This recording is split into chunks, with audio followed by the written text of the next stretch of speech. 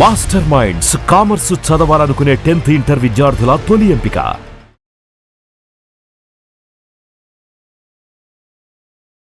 Hi అండి, ఇవాళ మనం మాట్లాడుకోబోయే టాపిక్ మలబద్ధకం ఉన్న వాళ్ళకి ఈ ఇష్యూ సాల్వ్ అవ్వాలి అంటే అసలు జనరల్ రాకుండా ఉండాలంటే మనం ఎలాంటి ఆహారపు నియమాలు పాటించాలి అండ్ ఎలాంటి జాగ్రత్తలు తీసుకుంటే కనుక ఈ మలబద్ధకం ప్రాబ్లం అనేది ఉంటుంది.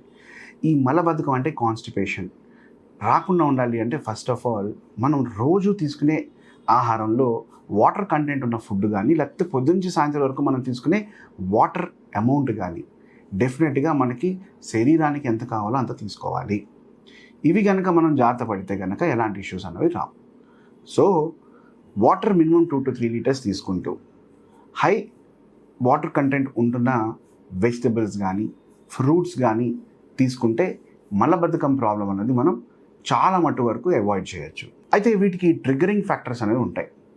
మనం తీసుకునే మెడికేషన్స్ కానీ లేకపోతే మనం చెయ్యని ఫిజికల్ యాక్టివిటీస్ కానీ సెడెంటరీ లైఫ్ స్టైల్ అంటాం.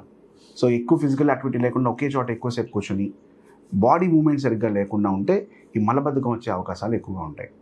అలాగే ఓన్లీ నాన్ వెజ్ తినేసి ఫైబ్రస్ ఫుడ్స్ కనుక ఎక్కువగా తీసుకోకపోతే కాన్స్టిపేషన్ ఇష్యూ ఎక్కువగా అయ్యే అవకాశాలు ఎక్కువగా ఉంటాయి. అలాగే బవెల్ మూమెంట్స్కి మన బాడీకి కావాల్సిన విటమిన్స్ అండ్ మినరల్స్ కనుక సరిగ్గా అందకపోతే డెఫినెట్గా మన శరీరానికి ఇష్యూస్ వచ్చే అవకాశాలు ఎక్కువగా ఉంటాయి. సో ఈ ఫైబర్ కంటెంట్ అన్న కనుక మనం జాగ్రత్త వహిస్తే ఈ మలబద్ధకం ప్రాబ్లమ్ని మనం ఈజీగా సాల్వ్ చేయొచ్చు. ఫర్ ఎగ్జాంపుల్ ఫైబ్రస్ ఫుడ్స్ వెజిటబుల్స్లో ఏమి ఉన్నాయో చూద్దాం. క్యారెట్, కీరా, బెండకాయ, చిక్కుడుకాయ, దొండకాయ, బీరకాయ, మునక్కాయ, ఆకుకూరలు, స్పినాచ్ అంటే పాలకూర, తోటకూర, చుక్కకూర, ఎలాంటి ఆకుకూరలో అయినా ఫైబర్ కంటెంట్ పుష్టికరంగా ఉంటుంది. నెక్స్ట్ ఫ్రూట్స్లో యాపిల్, జామకాయ, కివి, అలాగే పోమోగ్రనేట్, వీటిలో కూడా మంచి ఫైబర్ అనేది ఉంటుంది. ఇంకా చెప్పాలి అంటే బనానా కాన్స్టిపేషన్ రిలీవ్ చేయడానికి చాలా హెల్ప్ చేస్తుంది. ఎందుకంటే బనానా మనం చూడడానికి నేచర్లో హై ఫైబర్ కంటెంట్ ఉన్న ఫ్రూట్. ఇనీషియల్ స్టేజెస్లో కనుక అంటే కరెక్ట్గా పండినప్పుడు కనుక మనం వాటిని గ్రహించగలిగితే చాలా ఫైబర్ కంటెంట్ ఉంటుంది. బాగా పండిపోయినప్పుడు తీసుకుంటే కనుక ఫైబర్ కంటెంట్ తగ్గిపోతుంది. సో అది బాగా స్వీట్ అయ్యేంత వరకు వెయిట్ చేద్దాం. అంటే దానిపైన బ్లాక్ స్పాట్స్ వచ్చేసి లేదంటే కొంచెం డార్క్ కలర్ అయిపోయేంత వరకు వెయిట్ చేద్దాం. బ్రైట్ ఎల్లో కలర్ ఫ్రెష్గా ఉన్న బనానా తీసుకుంటే హై ఫైబర్ కంటెంట్ ఉంటుంది అందులో, కాబట్టి అది తీసుకోవచ్చు. అలాగే అంటే ఇప్పుడు మనం ఎప్పుడు కూడా మన తక్కువ బడ్జెట్లో ఏదన్నా కూడా అయిపోవాలి, మనకు ఈజీగా దొరికేది, మనం ఈజీగా కన్జ్యూమ్ చేసేది దాంట్లో చూసుకుంటే మరి బనానా ఈజీయే. అలాగే జామకాయలు మనకి ఈజీగా దొరుకుతుంటాయి. ఏ సీజన్లో అన్నా మనకి ఇప్పుడు జామకాయలు దొరుకుతున్నాయి. అలాగే పోమోగ్రనేట్ కూడా మీకు మోస్ట్లీ అన్ని సీజన్స్లోని ఇప్పుడు అన్ని సిటీస్లోని మ్యాక్సిమం దొరుకుతున్నాయి. వాటిని బాగా కన్జ్యూమ్ చేయండి. అయితే మీరు గుర్తుపెట్టుకోవాల్సింది ఏంటి అంటే combination of fruits and vegetables. A fruit తీసుకున్నా దాంతోపాటు కీరా, క్యారెట్ కనుక పెట్టుకుంటూ పొద్దున 11 లేదా సాయంత్రం 5 ఈ టైంకి కనుక మనం వీటిని సేకరించగలిగితే మనం తీసుకున్న మీల్స్కి తగ్గట్టుగా మన శరీరం బిహేవ్ చేయడం స్టార్ట్ చేస్తుంది. సో ఈ ఫైబర్ కంటెంట్ పెంచడం వల్ల ఈ కాన్స్టిపేషన్ ఇష్యూస్ అనేవి రావు. అలాగే హైలీ ప్రాసెస్డ్ ఫుడ్స్ అంటే ఎక్కువసేపు ప్రాసెస్ చేసిన ఫుడ్స్, ఎక్కువసేపు వేయించడం కానీ లేకపోతే ఎక్కువసేపు కాల్చడం కానీ ఇలాంటి ఫుడ్స్ కనుక మనం తగ్గించగలిగితే దాని ఎఫెక్ట్ అనేది మనకి ఇంకా పెరుగుతుంది. మనం చేసే వ్యాయామం, మనం తీసుకునే ఆహారం రెండిటికి మధ్యలో ఈ గ్యాప్ అనేది కనుక మనం వచ్చింది అంటే డెఫినెట్గా కాన్స్టిపేషన్ ఇష్యూ మళ్ళీ ఎరైజ్ అవుతుంది. కాబట్టి రోజు మనం చేసుకునే వాకింగ్ కానీ యోగా కానీ ఇవన్నీ యాడ్ ఆన్స్ అనమాట. కానీ బేసిక్ థింగ్ ఈజ్ మనం డేగా పొద్దున్న సాయంత్రం దాకా చాలా యాక్టివ్గా ఉండాలి. ఒకే చోట కూర్చోద్దు. ప్రతి 2 గంటలకి లేవటము, లేకపోతే వాటర్ ఒక దూరంలో పెట్టుకుని మనం వాటర్ బాటిల్ తెచ్చుకోవడము, లేకపోతే ఇలాంటి చిన్నవి మనం ఆఫీస్లోనే అటు ఇటు తిరుగుతూ ఒక 10 నిమిషాలు అటు ఇటు తిరగడమో లేకపోతే ఫోన్ మాట్లాడుతూ తిరగడమో చేసుకుంటే కాన్స్టిపేషన్ ఇష్యూ అనేది మనం మ్యాక్సిమం అవాయిడ్ చేయొచ్చు. అలాగే మనం తీసుకునే ఆహారంలో గ్రెయిన్స్, ధాన్యాలు అంటే ఫర్ ఎగ్జాంపుల్ వైట్ రైస్ ఎక్కువ తీసుకోకుండా brown rice, red rice, black rice, అలాగే మిల్లెట్స్లో ఏమైనా కానీ తీసుకోవచ్చు. అలాగే లెగ్యూమ్స్లో చూద్దాం అంటే బ్లాక్ ఐడ్ బీన్స్ కానీ రాజ్మా కానీ ఇలాంటివన్నీ కూడా మంచిగా తీసుకోవచ్చు. నెక్స్ట్ లెంటిల్స్, మసూర్ దాల్, చనా దాల్, అలాగే తువర్ దాల్, బ్లాక్ చనా దాల్, వీటన్నిటిని మనం కంబైన్ చేసుకుని కూడా మనం ఆహారంలో కనుక ఇంక్లూడ్ చేసుకోగలిగితే కాన్స్టిపేషన్ ఇష్యూ అనేది కూడా మనం అవాయిడ్ చేయొచ్చు.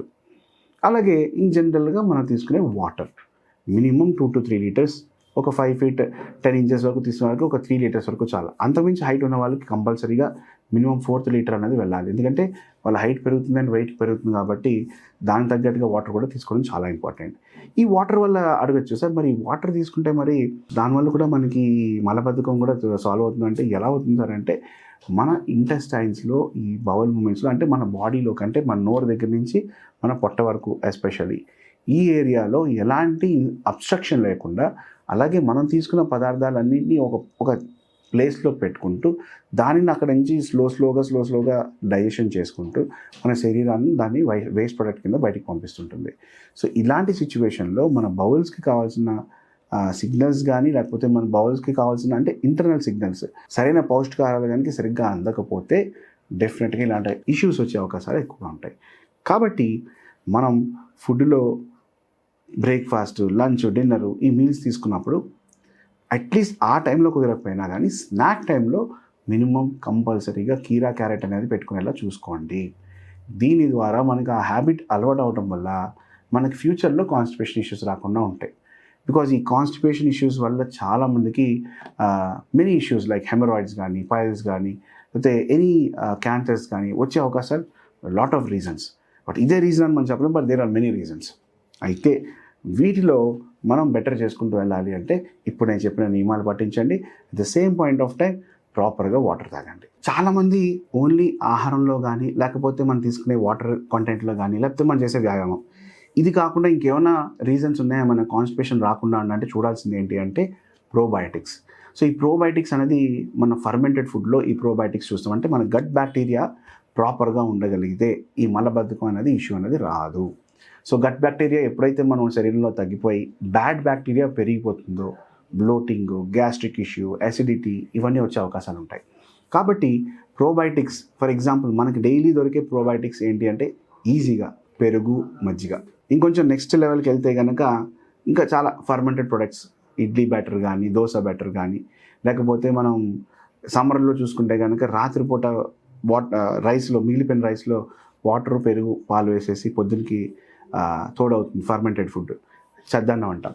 సో ఇలాంటి వాటిలో మన గట్టుకు కావాల్సిన బ్యాక్టీరియా ప్రొడ్యూస్ అవుతాయి. ఈ బ్యాక్టీరియా వల్ల మన శరీరంలో ఎలాంటి ఇష్యూస్ రాకుండా, ఎస్పెషల్లీ కాన్స్టిపేషన్ ఇష్యూ రాకుండా చూస్తుంది.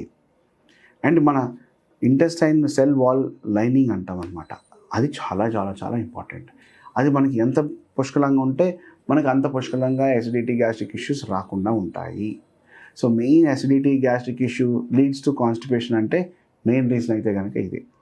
సో వీటిని కనుక మనం జాగ్రత్త తీసుకుంటూ మనం వీటిని ఇంక్లూడ్ చేసుకుంటూ ఒక ప్రాపర్ బ్యాలెన్స్ మీల్ కనుక పెట్టుకోగలిగితే కాన్స్టిపేషన్ ఇష్యూస్ అనేవి రావు.